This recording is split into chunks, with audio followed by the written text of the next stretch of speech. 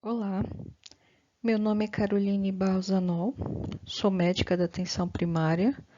Hoje nós vamos conversar um pouco sobre doença pulmonar obstrutiva crônica. Este é um tema abordado na preceptoria do PIC da Univag. A doença pulmonar obstrutiva crônica, na abreviação DPOC, é uma doença caracterizada por sintomas recorrentes respiratórios. Geralmente o paciente vai queixar de dispneia ou tosse ou produção de secreção recorrente, principalmente no período matutino. Ela é caracterizada por uma limitação persistente do fluxo aéreo, que não é totalmente reversível e geralmente é progressiva. Isso ocorre devido a uma resposta inflamatória anormal das vias aéreas nos pulmões a partículas nocivas e gases inalados. É uma doença com alta morbidade e mortalidade e o seu principal causador é o tabagismo. Mas a gente sempre tem que lembrar que outros poluentes também podem causar DPOC. Entre eles nós temos produtos químicos, poeira, pó de carvão, combustíveis e fumaças em geral. Geralmente o paciente vai queixar de uma dispneia crônica e essa dispneia vai piorando cada vez mais. Ela se torna progressiva. A tosse, ela pode ser seca ou produtiva, e quando o paciente tem uma exacerbação da doença, a tosse vai mudar a característica que é usual para o paciente. O exame físico vai depender em qual estágio da doença ou se ele está ou não em um momento de exacerbação, mas você pode encontrar um murmúrio vesicular diminuído, sibilos, uma crepitação grosseira, um timpanismo à percussão, expansibilidade reduzida. O paciente pode estar taquipneico, pode estar usando a musculatura acessória, pode estar tendo tiragem, pode ter um tórax em tonel, baqueamento digital e cianose. Lembrar sempre também que quando o paciente DPOC começa a queixar muito de fadiga, perda de peso e anorexia, é sinal que a doença já está um pouco avançada, que a gente pode classificar como doença mais grave. O prognóstico vai ser pior ou então ele pode ter alguma outra doença como comorbidade. Por exemplo, ele pode estar tendo um câncer associado ou tuberculose. Vamos suspeitar de DPOC naqueles pacientes com quadro de dispneia, ou que tenha tosse crônica, ou que esteja com expectoração crônica e que tenha história positiva para exposição a um fator de risco. Realize-se uma espirometria para confirmar o diagnóstico, sendo esse o exame padrão ouro. Na espirometria, nós vamos ter um distúrbio obstrutivo com redução da capacidade vital forçada e o valor da razão de volume expiratório forçado no primeiro segundo pela capacidade vital forçada após o uso do broncodilatador vai ser menor do que 0,7, confirmando assim a limitação ao fluxo aéreo persistente após o broncodilatador. Entre os principais diagnósticos diferenciais da DPOC seriam todas as doenças que cursem com tosse e dispneia. A principal delas seria a asma, porém a asma vai ter um início na infância ou adolescência. O paciente vai ter uma história de atopia, que é a alergia, ou pessoal ou familiar. Vai haver uma variação acentuada do grau de sintomas, podendo ocorrer também em períodos noturnos e de madrugada. Na espirometria, a obstrução ao fluxo aéreo é reversível com broncodilatador e geralmente o paciente tem uma boa resposta ao corticoide inalatório.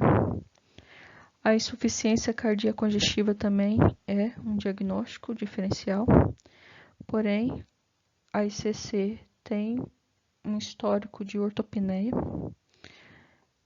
tem já uma história prévia de cardiopatia, provavelmente, haverá edema em membros inferiores e o raio-x pode evidenciar uma cardiomegalia, por exemplo.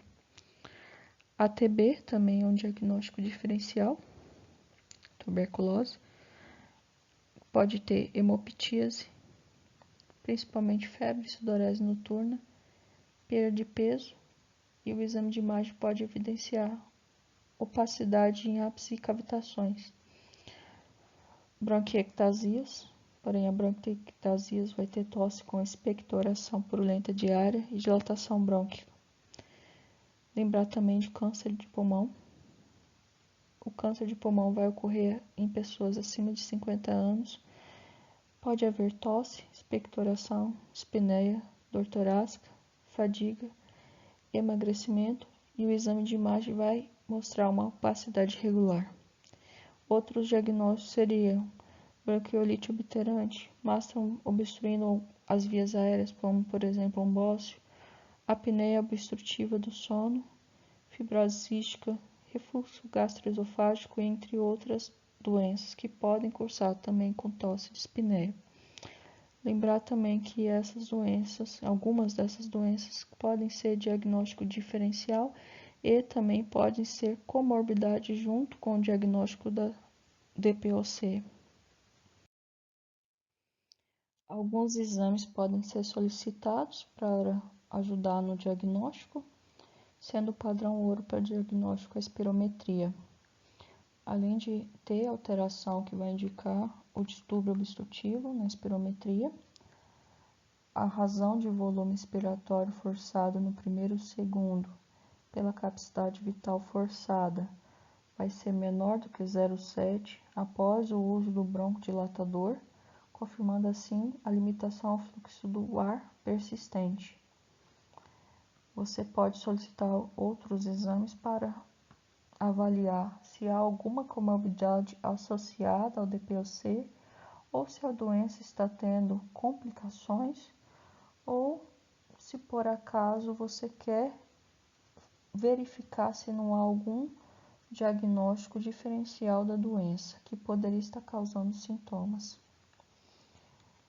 A radiografia do tórax não é essencial para o diagnóstico, mas ela pode demonstrar hiperinsuflação pulmonar em fases mais avançadas da doença.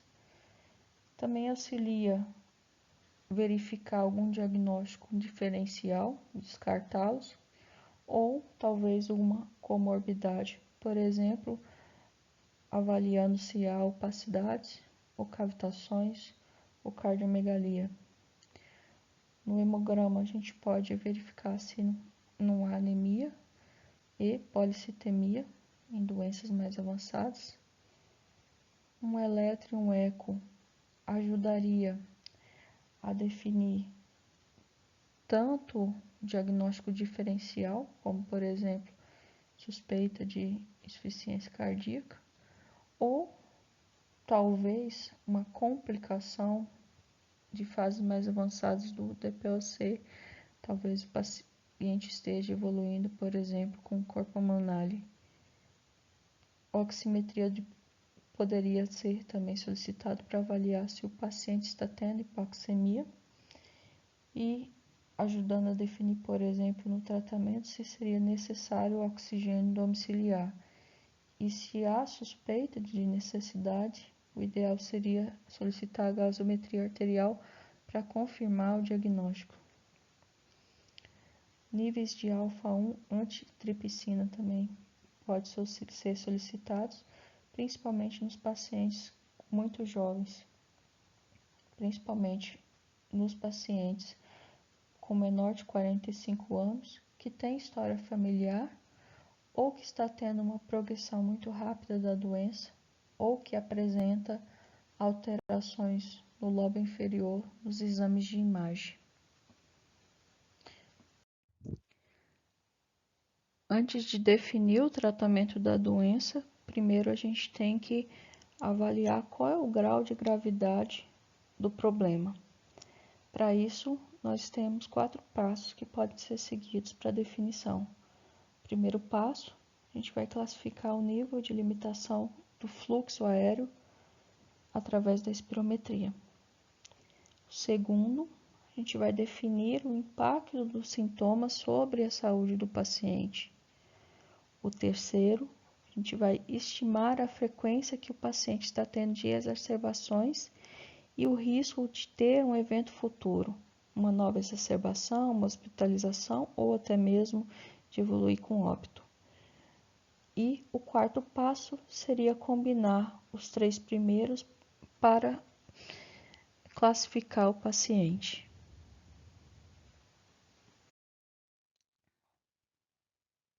Primeiro passo, vamos classificar através da avaliação da limitação do fluxo aéreo à gravidade, baseando na alteração do VEF1 pós uso do broncodilatador.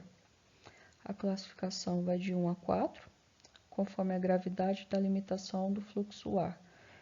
Quanto menor a limitação do fluxo do ar, maior vai ser o número de exacerbações, hospitalizações e o risco de morte.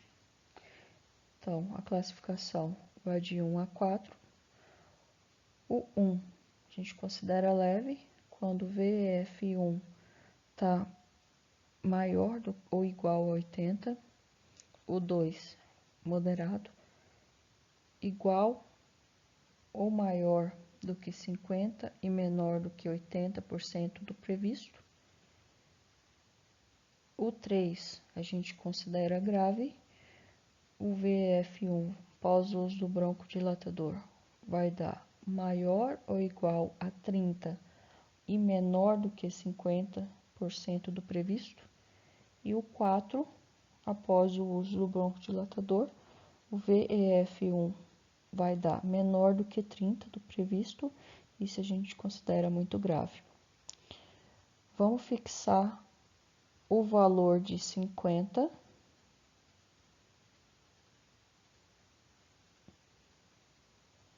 quando ele for maior ou igual a 50, são os níveis mais leve, moderado e leve. Quando é abaixo de 50, vão estar os níveis de gravidade. Isso vai ajudar lá na frente, quando a gente for tentar definir um tratamento.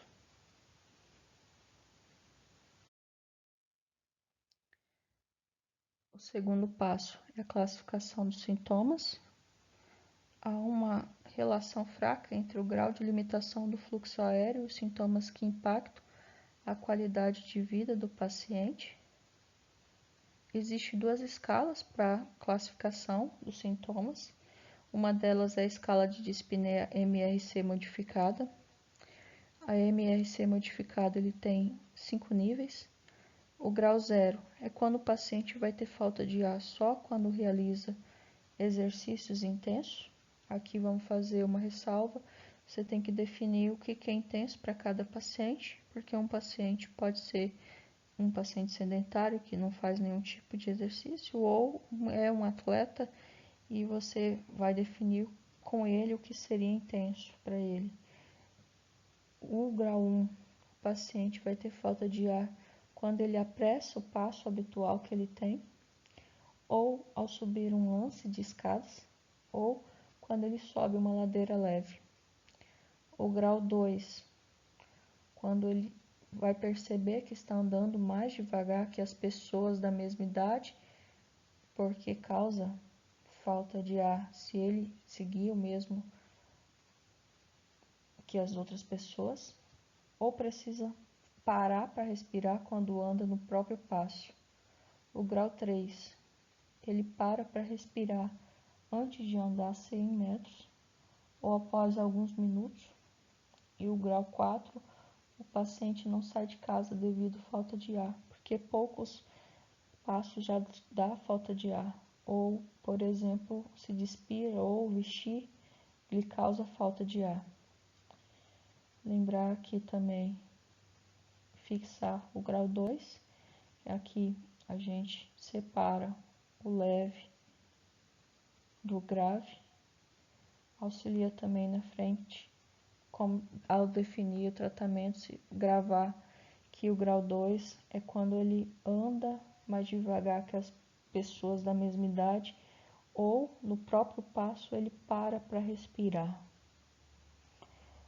Pacientes que já fazem isso ou estão abaixo disso é grave e acima é leve. A outra escala é a escala CAT, que ela varia de 0 a 40 pontos. Aqui você vai ajudar o paciente a definir no X entre 0 a 5 em qual posição ele se encontra. Por exemplo, no exemplo aqui, qual posição ele estaria, ou muito triste ou muito feliz. Então, os graus zeros é o paciente que não tem nada, ou não tenho tosse, não tenho nenhum catarro, não sinto nenhuma pressão no peito, não sinto falta de ar, não sinto nenhuma limitação na minha atividade, sinto-me confiante para sair de casa, durmo profundamente, tenho muita energia. E o grau maior, que é o 5, é quando tem a exacerbação máxima. Tenho tosse o tempo todo, meu peito está cheio de catarro, sinto muito grande pressão no peito, sinto bastante falta de ar quando subo uma ladeira ou um andar de escada, sinto-me muito limitado nas minhas atividades em casa, não me sinto nada confiante para sair de casa por causa da minha doença, não durmo profundamente devido à minha doença, não tenho nenhuma energia à disposição. Você vai auxiliar o paciente a se classificar, se ele não tem nada, ou tem muito, ou qual posição próxima, ou dá pouco sintoma, ou máximo de sintoma, vai pontuar e a pontuação vai ser o grau do paciente. O passo 3 é a classificação de risco de exacerbações. Isso vai diferenciar o paciente que tem baixo de alto risco para um evento futuro. Geralmente vai ser definido cada paciente. O paciente que tem uma exacerbação já tem um risco maior de ter uma nova exacerbação ou ter um evento mais grave futuramente. Então, o que é uma exacerbação? É a piora abrupta dos sintomas respiratórios habituais que ele tem no dia a dia e que vai necessitar de um tratamento adicional. Uma exacerbação leve, o paciente apenas vai utilizar um broncodilatador de curtação para melhora. Uma exacerbação moderada, vai talvez ser necessário um broncodilatador de curtação, antibiótico e corticoide oral. E a grave é quando ele interna ou é necessário o auxílio de resgate na emergência. Exacerbações graves estão associadas mais à falência respiratória aguda. Então, o paciente de baixo risco é o paciente que apresenta no máximo uma exacerbação no ano e não interna. O paciente de alto risco, ele tem mais de uma exacerbação e ou interna. Então, se o paciente internou por conta de uma exacerbação da DPOC, ele já é classificado de alto risco. Ou, no caso, se ele teve mais de 2 episódios, ele tem também a classificação como alto risco.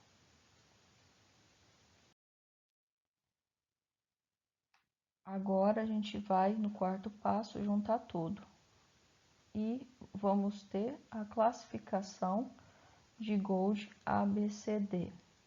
Essa classificação vai diferenciar os pacientes conforme os sintomas atuais e o risco de exacerbação futura. E isso vai orientar o tratamento.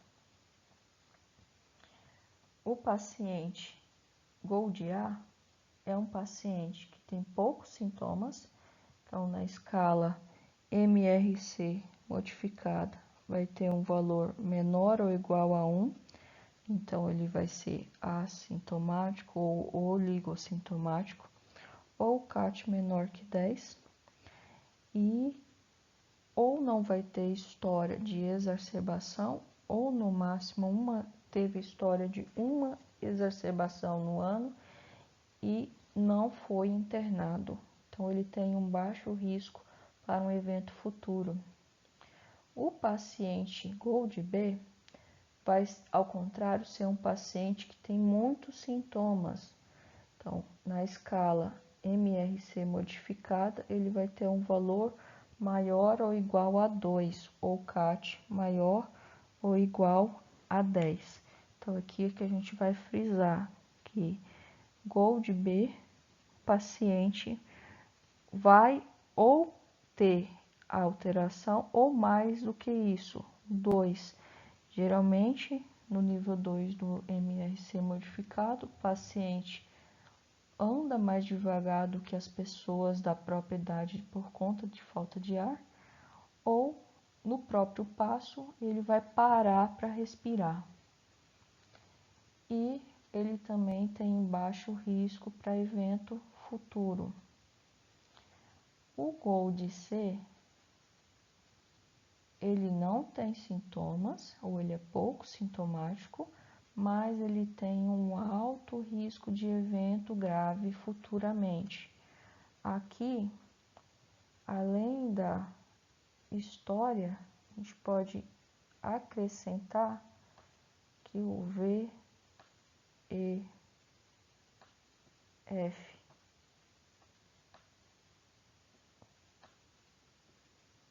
é menor do que 50. Então, são os pacientes graves ou muito grave. Então, mesmo que ele não tenha sintomas, ele vai ter uma alteração, ou ele tem um histórico que teve exacerbação ou hospitalização, por isso ele é considerado como alto risco, ou então na espirometria ele vai ter a redução. O paciente D é o paciente muito grave, ele é muito sintomático e tem um alto risco de ter um evento ruim no futuro. Então, ele vai ter um MRC maior ou igual a 2, tem história de 2 ou mais exacerbações ou uma ou mais hospitalização, por isso ele tem um alto risco de evento futuro e ele tem o VF1 menor do que 50 na espirometria. Depois de classificar o paciente, a gente vai pensar qual tratamento é melhor para cada classificação. E vamos abordar de forma integral cada paciente. E o essencial para o tratamento, para qualquer um dos pacientes, se por acaso for a causa do DPOC, o tabagismo deve ser cessado. Não tem discussão, o paciente tem que parar de fumar. Não adianta você passar a medicação e o paciente continuar fumando. Seria bom também recomendar atividade física, tanto para auxiliar na capacidade pulmonar, como também para melhora da musculatura do tórax.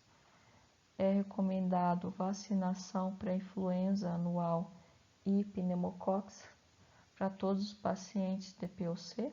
Lembrar que após a primeira dose deve ser feito um reforço da pneumococcus em 5 anos. Deve ser avaliado também o estado nutricional do paciente, tanto nos dois polos. O paciente não pode nem ser muito obeso e nem muito magro. O paciente muito magro vai ter um pior prognóstico e o paciente obeso, a obesidade vai dificultar também a respiração. Ele vai ser um paciente que vai ter mais dispneia. Lembrar também de verificar a parte emocional, psicológica do paciente, que vai estar mais debilitado, não vai estar mais tendo ou fazendo o que ele costumava fazer no dia a dia. Então, talvez isso pode estar evoluindo para um grau de ansiedade ou depressão. Isso deve ser tratado também, porque pode dificultar na evolução ou então até na aceitação do tratamento. Avaliar as outras doenças que o paciente poderia ter também, que poderia, por exemplo, não estar estabilizadas e atrapalhar o tratamento do DPOC, a melhora dos sintomas do DPOC, ou, por exemplo, esteja usando alguma medicação que influenciaria no tratamento. Um exemplo simples seria um paciente hipertenso usando um beta-bloqueador não seletivo, ou se o paciente estaria evoluindo com complicações. A principal seria a hipertensão pulmonar ou cor mole, que vai estar na doença avançada. Geralmente você vai verificar no exame físico a presença da hipofonese de B12, turgência jugular ou refluxo hepático jugular, edema de membros inferiores. Sinais na radiografia poderia ter um aumento no raio-x do ventrículo direito, ou sobrecarga da câmara direita no eletro, ou então no eco, você verificaria o aumento do VD ou da pressão acima de 35 na artéria pulmonar. No tratamento farmacológico, o principal medicamento que a gente vai utilizar são os broncodilatadores. Nós podemos usar tanto de forma contínua ou conforme a necessidade do paciente para prevenir e reduzir sintomas.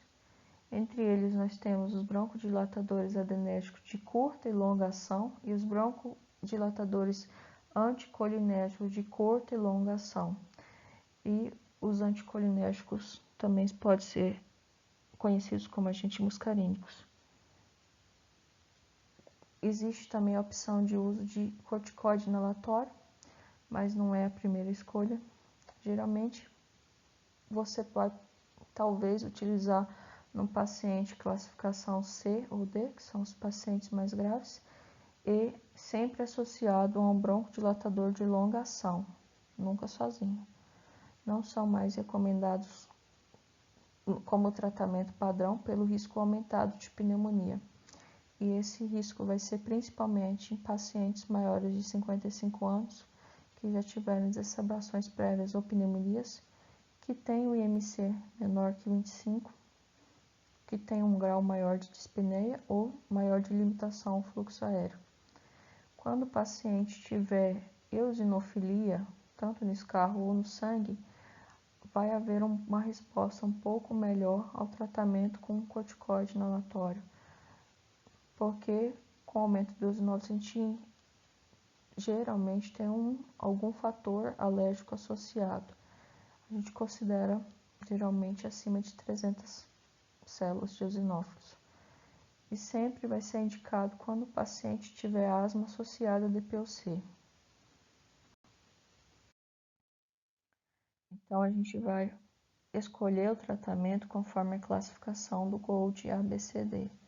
O GOLD A, paciente, é um paciente com poucos sintomas ou nenhum sintomas e baixo risco.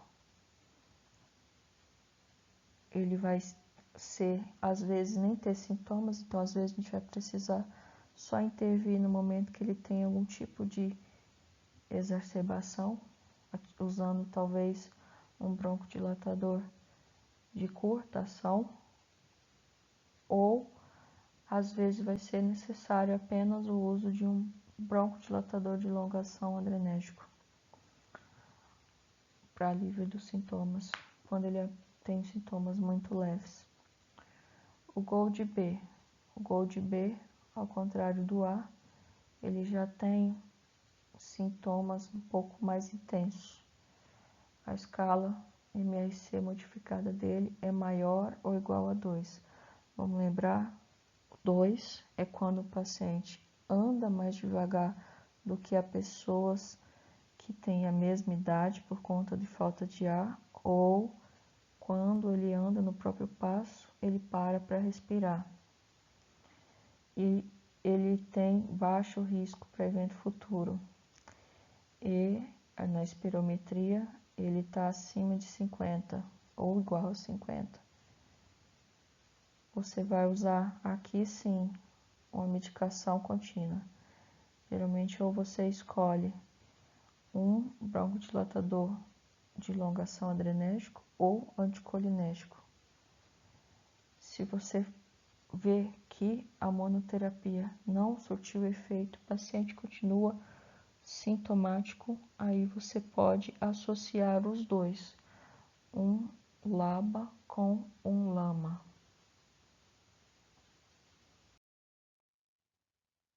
Já o Gold C, vamos lembrar, paciente grave geralmente vai ter abaixo de 50 do previsto do VF1 após o uso do broncodilatador na espirometria, então abaixo de 50, ou ele vai ser grave ou muito grave.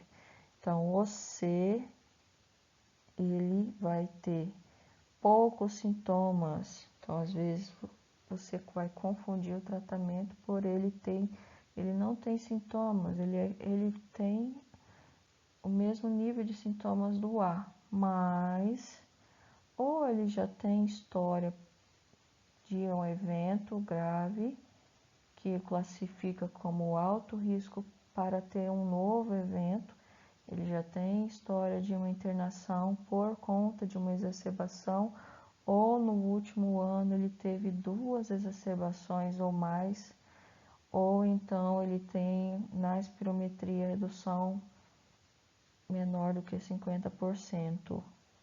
Por isso, mesmo que ele não tenha sintomas, ele vai receber tratamento. No caso, você também vai escolher como principal opção de tratamento o LAMA, broncodilatador de longa ação anticolinérgico. Caso o paciente não melhore, aí você pode associar um broncodilatador de ação prolongada. Caso o paciente não melhorou com LAMA, mas LABA, aí o terceiro passo seria você talvez tentar o uso de um corticoide. Lembra aqui verificar se o paciente não tem um eosinófilo aumentado, que recomendaria também o uso de corticoide. Já o paciente Gold D é o paciente grave. O paciente ele tem sintomas e tem alto risco de ter um evento grave futuramente. A escala MRC modificada é maior ou igual a 2, ou CAT é maior ou igual a 10. Ele já teve 2 ou mais exacerbações no ano, ou já foi internado 1 ou mais vezes, e a espirometria dele está menor do que 50 VF1 pós-uso do broncodilatador. Então, o D é o grau mais grave. Você já entra com a medicação dupla, tratamento com broncodilatador de longa ação adrenérgico associado ao anticolinérgico de longa ação. Se por acaso associações dos dois de longa não surtir efeito, existem 2 possibilidades. Você pode fazer a terapia tripla com LABA, LAMA e corticoide, ou você pode tentar trocar associação de LABA com corticoide inalatório, e caso o corticoide com o broncodilatador de longa ação adrenérgico não surtir efeito, aí você faz a terapia tripla. Então, daqui junto aqui não deu certo, ou você vem para cá já na tripla, ou você tenta o passo primeiro trocar para a associação, não deu certo, vai para a tripla, não deu certo, pneumo. Aí pneumo vai ter outras opções de tratamento.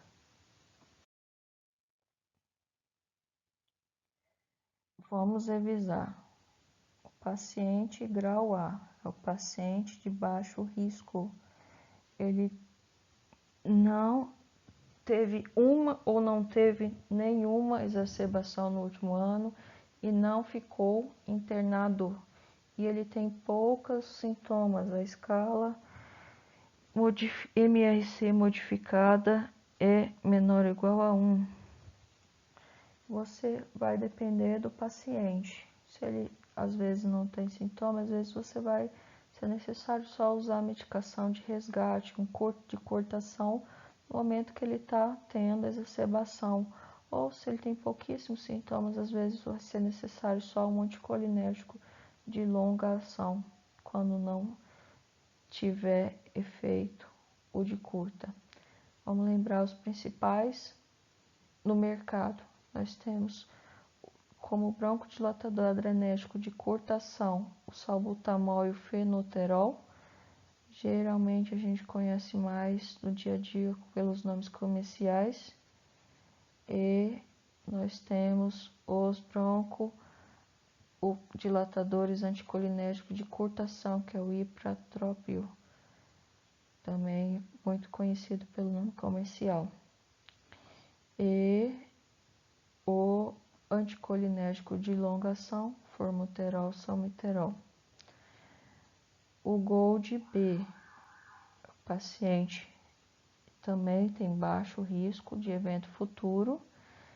Ele teve apenas um evento de exacerbação no ano, nunca esteve internado no último ano, mas ele tem muitos sintomas. A escala MRC modificada dele é maior ou igual a 2. Vamos lembrar o que é maior ou igual a 2? O paciente pelo menos vai andar mais devagar do que as outras pessoas da mesma idade, ou então vai parar de respirar no próprio passo. Geralmente você vai entrar com monoterapia de longa ação, ou você vai usar o anticolinérgico de longa ação ou o adrenérgico de longa ação. Monoterapia não deu certo, associa o adrenérgico de longa ação com o anticolinérgico de longa ação. Os principais adrenérgicos de longa ação: formoterol, salmeterol. Os nomes mais comuns encontrados. E os broncodilatadores anticolinérgicos de longa ação. Vamos lembrar do miclidínio.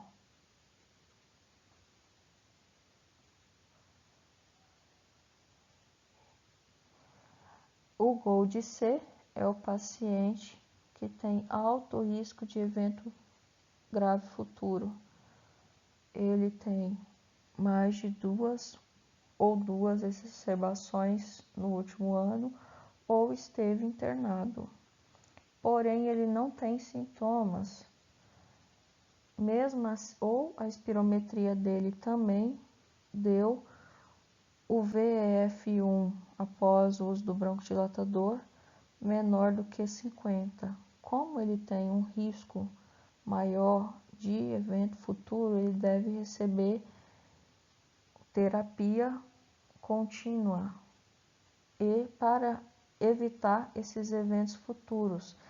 Por isso, a principal opção é o anticolinérgico de longa ação, porque ele vai ter um efeito melhor para evitar essas exacerbações.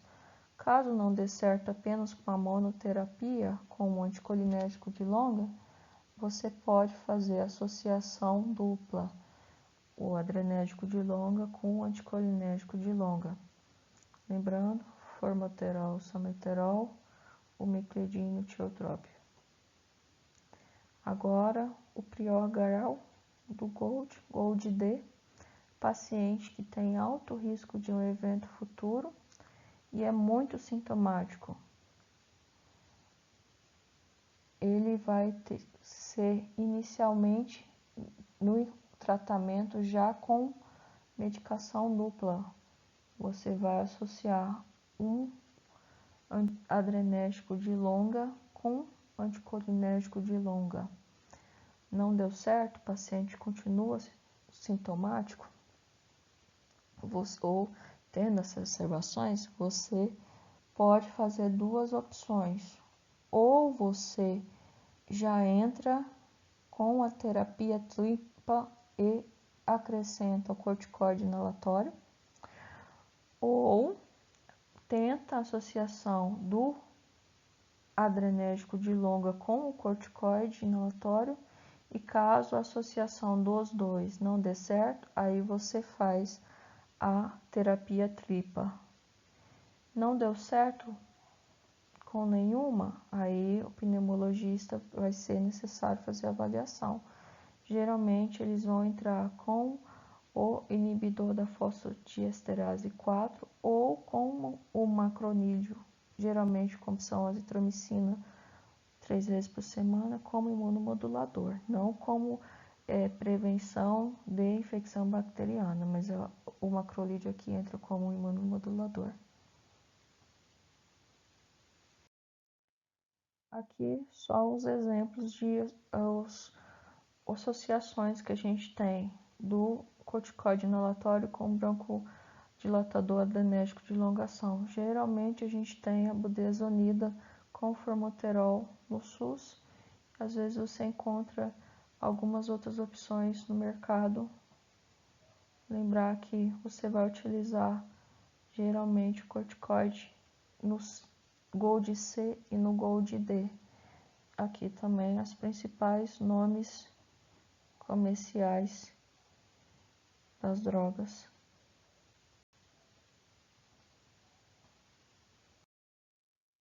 Você percebeu no dia a dia que o paciente, nos seus acompanhamentos, está tendo sinal de hipoxemia, você pode indicar oxigênio terapia domiciliar. Porém, o ideal é que fosse quando o paciente tivesse chegado ao estágio de ser necessário o uso de oxigênio intradomiciliar, que ele talvez estaria fazendo acompanhamento com um pneumologista associado ao seu acompanhamento. Geralmente você vai definir como necessário se você tem 2 medidas de saturação no intervalo de 3 semanas no paciente estável, ele não pode estar com complicação da DPOC naquele momento que você está percebendo a baixa da saturação, e você vai ter como critério na gaso que a pressão arterial de O2 vai estar menor que 55 ou a saturação de O2 menor que 88, fora da exacerbação ou em ar ambiente em vigília, ou a PaO2 entre 50 e 59. Isso com evidência de pulmonar ou policitemia, o hematocrit acima de 55. Então, esses são os critérios para você indicar o oxigênio intradomiciliar. É muito comum, eu já tive que responder um questionamento se o paciente ou não deveria ter o oxigênio domiciliar que foi indicado para o colega. Aí você já sabe que existe um protocolo para indicação. No caso, o problema aqui seria ter acesso, à gasometria para poder você ter a indicação certa do tratamento com oxigênio. No caso das exacerbações, geralmente quando vai ter a piora dos sintomas respiratórios, vai mudar aquilo que ele já tem no dia a dia, vai ter piora da dispneia, alterações no padrão da tosse, por exemplo, vai ficar mais frequente, mais intenso, ou a secreção vai mudar a cor, ou então vai aumentar o de volume. Aí a gente pensa que talvez o paciente está tendo uma exacerbação, isso também deve ser tratado. Mesmo que ele esteja em exacerbação, ainda às vezes pode ser que você consiga tratar ele apenas ali na unidade de saúde.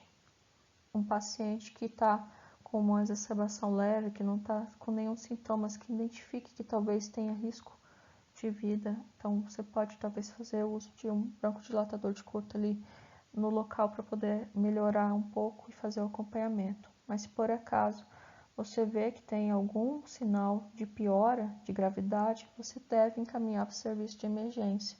Então, geralmente você vai perceber o uso da musculatura acessória, movimento torácico paradoxal, cianose, edema periférico, né? Provavelmente está com insuficiência cardíaca associada, estabilidade hemodinâmica, né? Os sinais vitais, pressão, né? O sensório também você deve verificar, porque se ele não está tendo baixa, está tendo algum grau de deteriorização, provavelmente a oxigenação do cérebro está diminuída. Se ele tem já histórico frequente de exacerbações, você vê que aquele histórico daquele paciente no dia a dia está tendo várias exacerbações, ou ele tem já alguma comorbidade grave que o tratamento ambulatorial teria risco para a vida dele. Um paciente mais idoso, lembrar também do corpo 65, que você pode definir aqui também, para poder indicar ou não encaminhamento para o nível hospitalar. Você percebe que o paciente não vai ter apoio para auxílio no tratamento, né? Não tem apoio domiciliar, ou se por acaso você tentou manejar o paciente ali na unidade básica e você na unidade de saúde da família e você não está conseguindo melhorar, então você deve encaminhar para o serviço de emergência. Exacerbações leves. Você pode usar um broncodílito curta, como salbutamol, associado a um hipratrópio, ali no local, verificar se há melhora. As exacerbações moderadas a graves. Você geralmente vai ser necessário o uso de corticoide sistêmico. O comum é usar prednisona 40 mg 5 a 7 dias e um broncodilatador de curta ação também. Caso tenha algum sinal de infecção respiratória associada, você pode entrar com antibiótico. Lembrar sempre que você vai suspeitar se mudou o volume, a cor do escarro ou está um escarro mais purulento. Você tem que cobrir pneumococo e hemófilos, influenza. Geralmente o paciente mais grave também com muita exacerbação, lembrar de cobrir pseudomonas. Lembrar sempre que xantina não pode ser mais usado, não está mais recomendado nos eventos adversos da DPOC. Então, qual antibiótico eu vou usar? Tem que cobrir pneumococo e hemófilos. Vai depender. O paciente tem menos de 55 anos, o VF-F1 dele é maior que 50, tem menos de 2 exacerbações ao ano e não tem doença cardíaca. Você pode usar uma amoxicilina com clavulanato ou um macrolídeo, azitromicina ou claritromicina, cefuroxima ou ceflacor, doxiciclina e o sulfametoxazol com trimetropina. Sempre lembrar de perguntar se usou nos últimos 3 meses antibióticos. Caso tenha usado uma das opções, você deve escolher uma classe fora daquela que ele usou nos últimos 3 meses. Caso o paciente tenha mais de 65 anos, tenha VEF1 menor ou igual a 50, teve mais de 2 exacerbações ao ano e tem doença cardíaca, aí a escolha seria ou você usa o amoxicilina com clavulanato ou uma fluoquinolona, levofloxacino. No caso de suspeita de pseudomonas, você entra com ciprofloxacino. Sempre, em todas as oportunidades que você tiver com o paciente DPOC, você deve fazer a revisão da técnica do uso do medicamento. Às vezes a resposta errada, inadequada à medicação, talvez é só uma forma errada que ele está usando a bombinha ou espaçador. Não há uma medida preventiva de rastreamento de todos os pacientes assintomáticos, mas você pode, por exemplo, no dia a dia, verificar os pacientes que são expostos aos fatores de risco com os questionários para verificar se ele tem algum grau de sintomas e solicitar a espirometria para verificar se há mesmo a alteração que possa indicar que ele está tendo DPOC. E quando que eu vou encaminhar o paciente para o serviço especializado? Quando o paciente é de difícil controle, você tentou otimizar a categoria dele, mesmo assim ele está tendo várias internações ou várias exacerbações no último ano, 2 ou mais. Quando ele é muito grave, quando ele tem um VEF1 menor do que 30 do previsto na espirometria após o uso do broncodilatador. Quando o paciente persiste sintomático, ele tem pontuação maior ou igual a 2 na escala de dispneia MRC modificada, ou pontuação maior ou igual a 10 na CAT, desde que você tenha tentado toda a otimização da categoria que ele está. Se você suspeita de cor pulmonar e se por acaso você acha que há necessidade de oxigênio terapia domiciliar prolongada, geralmente você vai perceber uma saturação de oxigênio menor ou igual a 92 em repouso no ar ambiente, e ele não pode estar em exacerbação e tem que ter intervalo de pelo menos 3 semanas em 2 oportunidades. Então, a gente aprendeu um pouco sobre o diagnóstico, a avaliação e o tratamento da DPOC e que dá para a gente conduzir o paciente na atenção primária. E essas foram as referências utilizadas para a confecção da aula.